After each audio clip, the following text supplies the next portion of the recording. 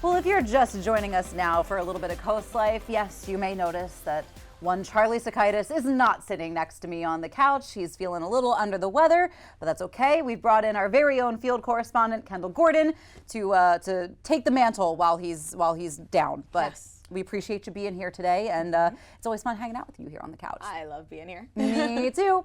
So Kendall, you are a youngest sibling, and there have been many studies, various studies out talking about birth order, and that when you're the oldest, you have these traits. When you're the youngest, you probably have these traits, and when you're the middle child, you're just the best. But there is a little bit of research pushing back and saying that that's not true. Do you feel like your youngest sibling status means something to you? Well, first, we can all agree. We've seen Leah's clearly the middle child here. But I definitely I definitely do align with those younger child traits. I definitely give the younger sibling energy for sure. Yeah. Even here in the team. Yeah, for sure. A little bit of an antagonist, and then is like, I don't know why you're all mad at me. Research shows that where you fall in the birth order lineup actually does not have a meaningful impact on your personality. Oh.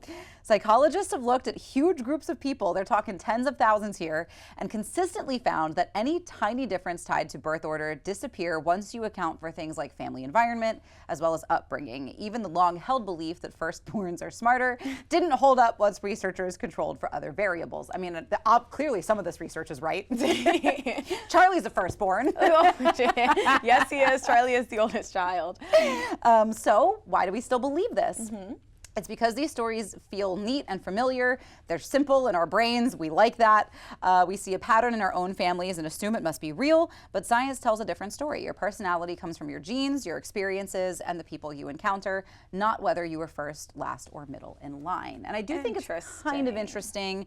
I feel like a lot of us in sort of the same socioeconomic class are raised in a similar way. So I think it's not too surprising that there are some similar results within family ties that makes sense. The oldest usually does end up watching the younger siblings a time or two, especially depending on how many years are between. But I do find that my younger sister, she's the youngest, and I feel like there are a lot of youngest kid qualities that she doesn't necessarily share, and she does feel a little bit like a bossy older sibling sometimes. Yeah, I can see that. But I also do see how that sibling dynamic can also shape who you are as a person, because like you said, like as an older child, oftentimes you do have to look after your younger sibling. So it's not abnormal for that older child to be more responsible or to, have a more leadership role in their environments. But I think it can play a role. Do we kind of lean into it more than we should? I think so, but that's also the fun in it. I do really think that's interesting, and I also kind of think it relates to that whole astrology thing where people think like their horoscopes kind of identify and when you were born, like, I was born in December, I'm a Capricorn, so I have these traits,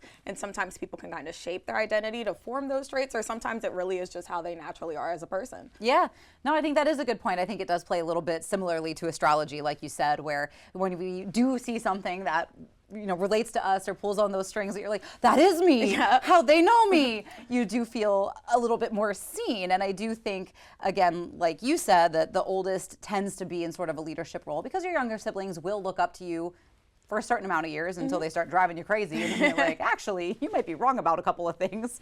And that's a whole new line of discovery path where you're like, wait, my older brother is sometimes wrong.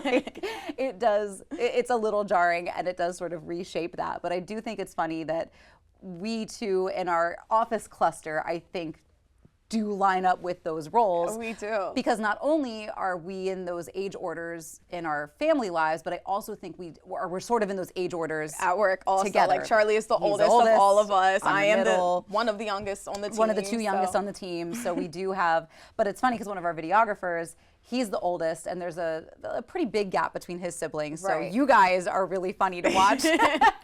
Because I'm the youngest, and there's a big gap between my siblings. So I'm the youngest between like 8-9 years, and then Brandon's the oldest, kind of like in the opposite. Yeah. I don't really know his age gap, but because we're close in age, even though he's younger than me, people say I still kind of act younger than him sometimes just because of that dynamic. It is kind of funny. It is fun. It does make us, it's a very fun group off the air, just like we are on the air. But we always love to hear from you too. So, do you find that the birth order rings true in your family? Are you an oldest, a middle, a youngest, and you're like, yeah, no, I'm definitely the youngest and people can tell? Or do you find that these findings are true and it doesn't really matter all that much? You can email us, team@coastlife.com. But of course, we do have more Coast Life to get to. That's on the way.